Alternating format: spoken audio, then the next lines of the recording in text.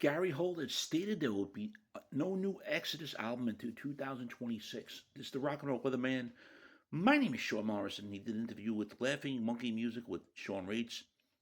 He spoke about the progress of their songwriting sessions for the band's follow-up to their 2021 Persona Non Grata album, and when fans can expect to hear new music from Exodus, he said next year.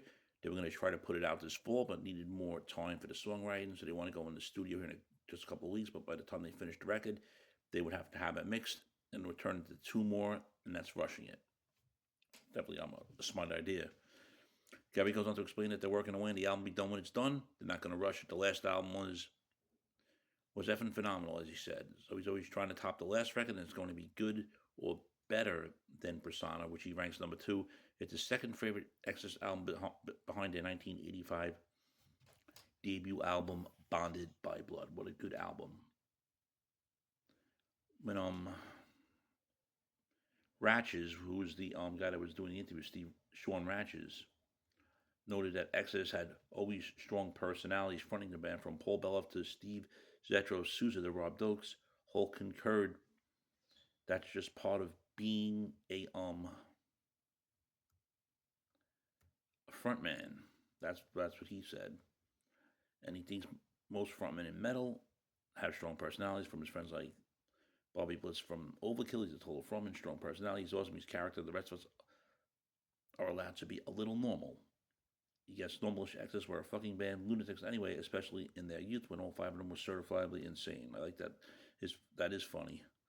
But yeah, it's a hard job being a frontman, he continued. You don't have a guitar to hide behind. You're standing there exposed. You have a microphone in your hand, maybe a mic stand, or maybe half a mic stand, but that's the extent of what you got to hide behind. So